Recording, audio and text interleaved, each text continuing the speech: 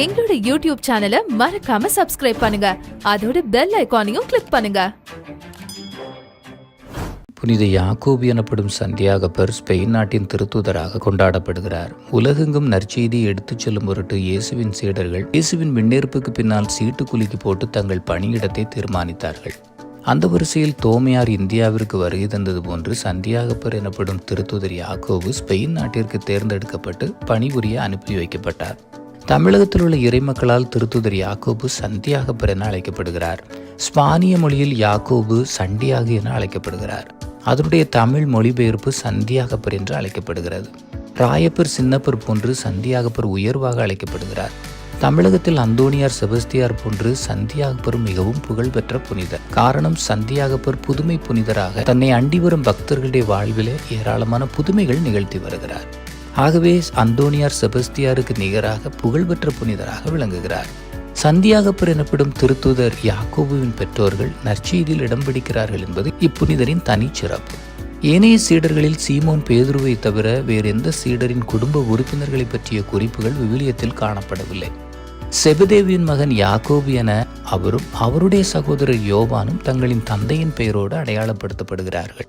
மேலும் யாக்கோபுவின் தாய் சலோமி இயேசுவின் பெண் சீடர்களுள் ஒருவர். இயேசுவை நெருக்கமாக பின்பற்றியவர். இயேசு சிலுவையில் தொங்கிக் கொண்டிருந்த போது வெகு தொலைவில் நின்று இயேசுவை உற்று பார்த்து கொண்டிருந்த பெண்களுள் ஒருவர் சலோமி என்று மார்க்கு நற்செய்தி சொல்கிறது.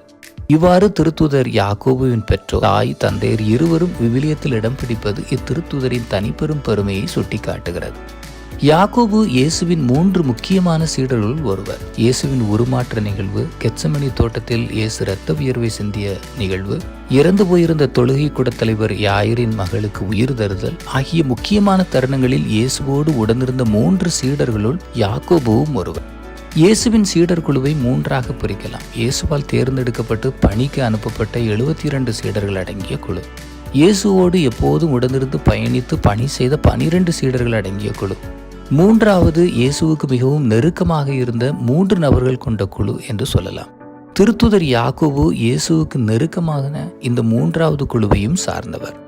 திருத்துதர் யாக்கோபு எனப்படும் சந்தியாகப்பர் முதலில் மரியன்னை காட்சியை பெற்றவர் என்கிற பெருமையை பெறுகிறார். கிபி 40வது வருடம் எப்ரோ நதிக்கரையில் மரியன்னை அவருக்கு தூணின் மீது தோன்றினார். இதுதான் உலகில் நடைபெற்ற முதல் மரியன்னை காட்சியாகும். மரியன்னை தூணின் மீது காட்சி தந்ததால் தூணன்னை எனவும் அவர் லேடி ஆஃப் பில்லர் எனவும் அழைக்கப்படுகிறார். மரியன்னை காட்சியை தொடர்ந்து மரியன்னையின் காட்சியை தொடர்ந்து திருத்தூதர் சந்தியாகப்பர் எருசலேமுக்கு மரியன்னையின் விண்ணேற்பை காண சென்றிருந்தார். அந்நிகழ்வு முடிந்ததும் அவருடைய மறைசாட்சியும் நடந்தது. ஏரோது அரசனால் தலை வெட்டப்பட்டு வேத சாட்சியாக மரித்தார் என திருத்தூதர் பணி நூல் அவருடைய மறைசாட்சிய மரணத்தை பதிவு செய்துள்ளது. திருமுழுக்கு யோவானின் தலையை வெட்டி நடனமாடிய தனது மகளுக்கு பிறந்தநாள் பரிசாக வழங்கிய ஏரோது மன்னன் கொடுங்கோல் அரசன் திருத்தூதர் யாக்கோபுவின் தலையை வெட்டிய கொடுங்கோல் அரசனாக விளங்குகிறான். மறைசாட்சிகளில் திருத்தூதர் யாக்கோபுவின் மறைசாட்சிய மரணம் தனி கவனத்தை பெறுகிறது. காரணம், இயேசுவின் 12 திருத்தூதர்களில் இவருடைய மறைசாட்சிய மரணம் மட்டுமே விவிலியத்தில் பதிவு செய்யப்பட்டுள்ளது. அது மட்டுமல்லாமல் இயேசுவின் திருத்தூதர்களில் முதலாக மறைசாட்சியாக மரித்தவர் திருத்தூதர் யாக்கோபு என்பது சந்தியாகப்பர் எனப்படும் யாக்கோபு என்பது குறிப்பிடத்தக்கது. புனித சந்தியாகப்பர் எருசலேமில் வேத சாட்சியாக மரித்தாலும் அவருடைய உடல் ஸ்பெயின் நாட்டிற்கு வந்தடைந்தது குறித்து ஆச்சரியமூட்டும் தகவல் நிலவுகின்றன. வாளுக்கு மடிந்த புனித சந்தியாகப்பரின் உடலை அவருடைய சீடர்கள் எடுத்து வந்து அவர் பணியாற்றிய இடமாகிய அன்றைய கலீஷியா, அதாவது இன்றைய ஸ்பெயின் நாட்டில் அடக்கம் செய்தார்கள். அதன்பின் அவருடைய கல்லறையின் மீது திருத்தலம் எழுப்பப்பட்டது என்கிற கருத்து நிலவுகிறது. மற்றொரு கருத்தும் வலுவாக நம்பப்படுகிறது.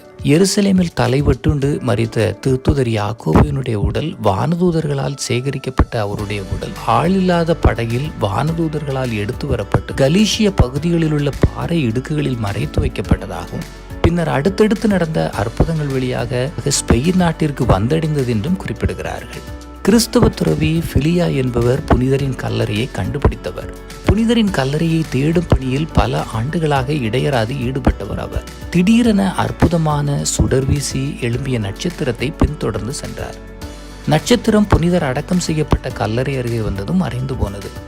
புனிதரின் கல்லறை கண்டுபிடிக்கப்பட்டதும் அவ்விடத்தில் புனிதருக்கு ஆலயம் எழுப்பப்பட்டது. புனிதரின் கல்லறையின் மீது எழுப்பப்பட்ட திருத்தலம் கம்போஸ்தலா திருத்தலம் என அழைக்கப்படுகிறது. திருத்துதரின் கல்லறையின் மீது எழுப்பப்பட்ட திருத்தலம் என்கிற தனிச்சிறப்பை பெறுகிறது இத்திருத்தல். இயேசுவின் 12 சீடர்களில் 3 சீடர்களின் கல்லறை மீது மட்டுமே திருத்தலம் எழுப்பப்பட்டுள்ளது. அதில் ரோம் நகரில் திருத்தூதர் பேதுருவின் கல்லறை மீது எழுப்பப்பட்ட பேதுருவின் திருத்தலம், சென்னை மயிலாப்பூரில் திருத்தூதர் தோமையார் கல்லறை மீது எழுப்பப்பட்டுள்ள சாந்தோம் திருத்தலம் ஆகிய 3 திருத்தலங்கள் இத்தகைய சிறப்பை பெறுகின்றன. திருத்தூதர் யாக்கோபு எனப்படும் சந்தியாகப்பரும் அத்தகைய சிறப்பை பெறுகிறார்.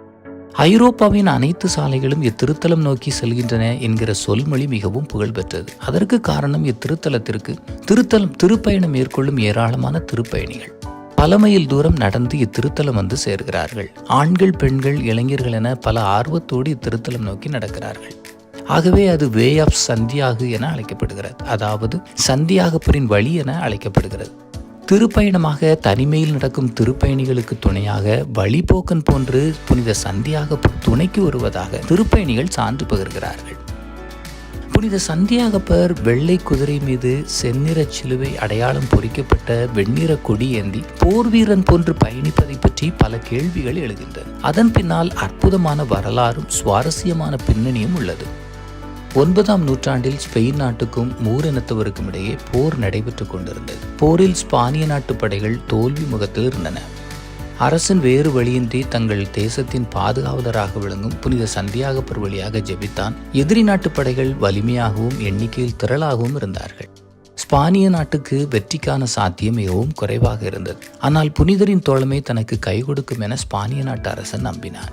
போர் துவங்கிய போது அனைவரும் எதிர்பார்த்தது போன்று மூரினத்தவர்கள் மூர்க்கத்தனமாக ஸ்பானியர்களை பந்தாடி கொண்டிருந்தார்கள். போர் விரைவிலேயே நிறைவுக்கு வரும். ஸ்பானிய நாடு மீண்டும் மூரினத்தவரின் கைகளில் சிக்கும் எண்ணிக்கொண்டிருந்த போது திடீரென திருப்புமுனை ஏற்பட்டது. திடீரென ஸ்பானிய நாட்டு படைகள் ஆதிக்கம் செலுத்த துவங்கின. போர்க்களத்தில் வெள்ளை குதிரை மீது ஏறி அமர்ந்து வெண்ணிற கொடியை கையில் ஏந்தியபடி, சிலுவை அடையாளம் பொறிக்கப்பட்ட வெண்ணிற கொடியை கையில் ஏந்தியபடி புனித சந்தியாகப்பர் படைவீரர்கள் நடுவே படைவீரராக நின்று எதிரிகளை துவம்சம் செய்து கொண்டிருந்தார். புனிதரை கண்ட ஒட்டுமொத்த ஸ்பானிய படைகள் உற்சாகமடைந்தன. மூர் படைகளை ஒன்று திரண்டு விரட்டி அடித்தார்கள். வெற்றி வாகை சூடிக்கொண்டார்கள். தங்கள் தேசத்தின் பாதுகாவலர் தங்கள் நடுவே வந்து போர் வீரனாக போர் புரிந்து எதிரிகளிடமிருந்து தங்களை விடுவித்தார் என கரவோசம் எழுப்பி கொண்டாடினார். இறைவனை போற்றி புகழ்ந்தார்கள். இயேசுவின் சீடனாக இயேசுவை பின்பற்றிய புனிதர் திருத்துதர் சந்தியாகப்பர் எனப்படும் யாக்கோபு. இயேசுவின் வழியில் ஏராளமான புதுமைகளை நிகழ்த்தி வருகிறார் புனித சந்தியாகப்பர். புனித சந்தியாகப்பர் உங்கள் வாழ்விலும் உங்கள் பங்கிலும் நிகழ்த்திய ஏராளமான புதுமைகள் கீழே உள்ள கமெண்ட் பாக்ஸில் மறவாமல் பதிவிடுங்கள். நன்றி. எங்களோட யூடியூப் சேனலை மறக்காம சப்ஸ்கிரைப் பண்ணுங்க. அதோட பெல் ஐகானையும் கிளிக் பண்ணுங்க.